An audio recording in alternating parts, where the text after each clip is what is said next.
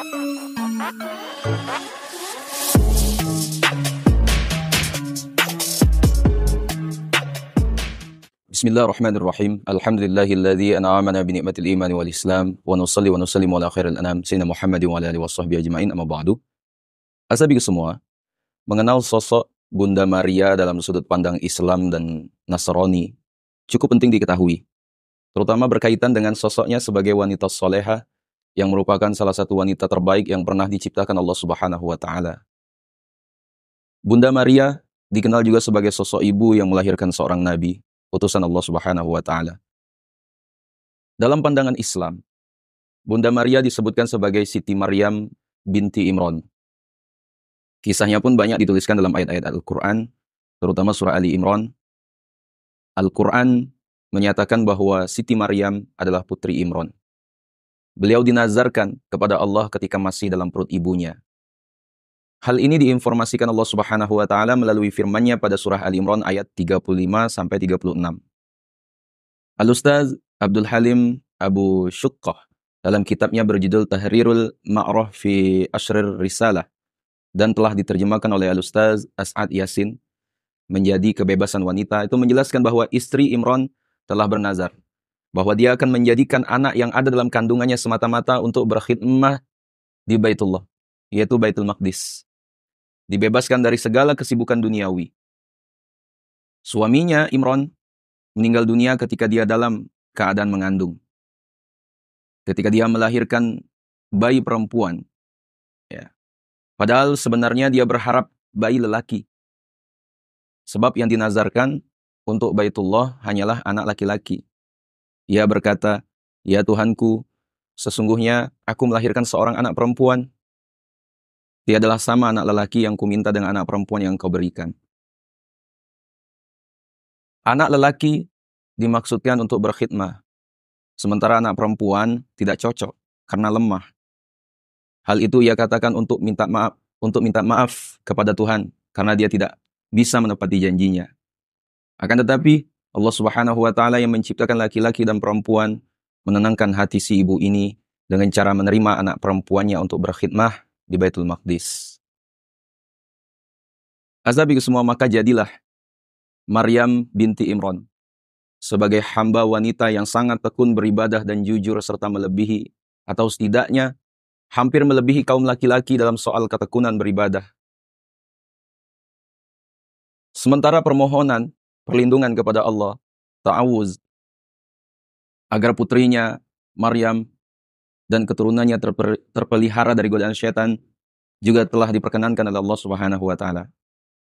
Benar apa yang disabdakan oleh Rasulullah sallallahu alaihi wasallam, setiap anak Adam akan disentuh oleh syaitan pada hari ia dilahirkan oleh ibunya, kecuali Maryam dan anak laki-lakinya, Isa alaihissalam. Hadis riwayat Imam Al-Bukhari dan Muslim. Nah, asabi semua yang dirahmati Allah Subhanahu wa taala, Allah Subhanahu wa taala berfirman dan ceritakanlah kisah Maryam dalam Al-Qur'an, yaitu ketika ia menjauhkan diri dari keluarganya ke suatu tempat di sebelah timur. Maka ia mengadakan tabir yang melindunginya dari mereka. Lalu kami mengutus roh kami kepadanya, maka ia menjelma di hadapannya dalam bentuk manusia yang sempurna. Maryam berkata, "Sesungguhnya aku berlindung daripadamu kepada Tuhan yang Maha Pemurah. Jika kamu seorang yang bertakwa."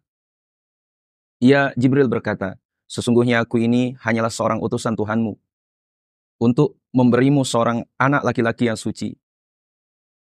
Azabiku semua, Maryam berkata, "Bagaimana akan ada bagiku seorang anak laki-laki sedang tidak pernah seorang manusia pun menyentuhku dan aku bukan pula seorang pezina?" Jibril berkata, "Demikianlah Tuhanmu berfirman, hal itu adalah mudah bagiku dan agar dapat kami menjadikannya suatu tanda bagi manusia dan sebagai rahmat dari kami. Dan hal itu adalah suatu perkara yang sudah diputuskan." Maka Maryam mengandungnya. Lalu ia menyisihkan diri dengan kandungannya itu ke tempat yang jauh. Maka rasa sakit akan melahirkan anak memaksa ia bersandar pada pangkal pohon kurma. Dia berkata, "Aduhai, alangkah baiknya aku mati sebelum ini." dan aku menjadi sesuatu yang tidak berarti lagi dilupakan. Maka malaikat Jibril menyuruhnya dari tempat yang rendah.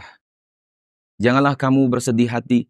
Sesungguhnya Tuhanmu telah menjadikan anak sungai di bawahmu, dan goyanglah pangkal pohon kurma itu ke arahmu. Niscaya pohon itu akan menggugurkan buah kurma yang masak kepadamu. Maka makan, minum, dan bersenang hatilah kamu. Jika kamu melihat seorang manusia, maka katakanlah, sesungguhnya aku telah bernazar berpuasa untuk Tuhan yang Maha Pemurah. Maka aku tidak akan berbicara dengan seorang manusia pun pada hari ini. Azabiku semua, maka Maryam membawa anak Nabi Isa AS itu kepada kaumnya dengan menggendongnya. Kaumnya berkata, "Hai Maryam, sesungguhnya kamu telah melakukan sesuatu yang amat mungkar. Hai saudara perempuan Harun, ayahmu sekali-kali bukanlah seorang yang jahat, dan ibumu sekali-kali bukanlah seorang pezina." Sahabatku semua, maka Maryam menunjuk kepada anaknya. Mereka berkata, "Bagaimana kami akan berbicara dengan anak kecil yang masih dalam ayunan?" Berkata Isa kecil, "Sesungguhnya aku ini hamba Allah, Dia memberi Alkitab atau Injil, dan Dia menjadikan aku seorang nabi." Dalam Quran surah Maryam halaman 16-30. Al-Ustaz Abdul Halim Abu Syukoh menyatakan bahwa Allah Subhanahu wa taala memilih Maryam atas segala wanita di dunia.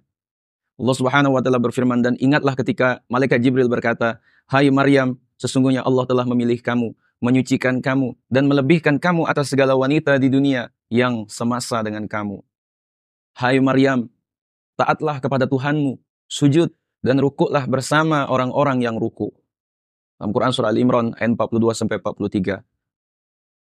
Demikianlah Allah mengangkat derajat dan martabat wanita setinggi-tingginya. Sebagaimana halnya terhadap hamba-hambanya yang lelaki, Allah juga memilih hamba-hambanya yang perempuan. Jelas Al-Ustaz Abdul Halim Abu Syukkah. Ashabiku semua, Rasulullah SAW juga bersabda, "Tidak ada yang sempurna dari kalangan wanita selain Maryam binti Imran dan Asyiyah istri Fir'aun." Hadis riwayat Imam Al-Bukhari dan Muslim. Allah Subhanahu wa taala menjadikan Maryam sebagai teladan dalam perjalanan hidup dan kemuliaan sifat-sifatnya. Allah Subhanahu wa taala berfirman, "Dan Allah membuat istri Fir'aun perumpamaan bagi orang-orang yang beriman." Ketika ia berkata, "Ya Tuhanku, bangunlah untukku sebuah rumah di sisimu dalam surga, dan selamatkanlah aku dari Fir'aun dan perbuatannya, dan selamatkanlah aku dan kaum yang zalim, dan Maryam putri Imran yang memelihara kehormatannya. Maka kami tiupkan ke dalam rahimnya sebagian dari ruh atau ciptaan kami, dan dia membenarkan kalimat-kalimat Tuhannya dan kitab-kitabnya, dan adalah dia termasuk orang-orang yang taat." Dalam Quran surah At-Tahrim ayat 11-12. Ashabiku semua yang dirahmati Allah Subhanahu wa taala. Sedangkan dalam pandangan Nasrani, dikutip dari Wikipedia, Bunda Maria merupakan ibu dari Yesus Kristus menurut Alkitab Perjanjian Baru. Dan Bunda Maria merupakan tunangan yang kemudian menjadi istri dari Santo Yusuf di dalam kepercayaan agama Kristen. Ashabiku semua, menurut sumber non-kanonik,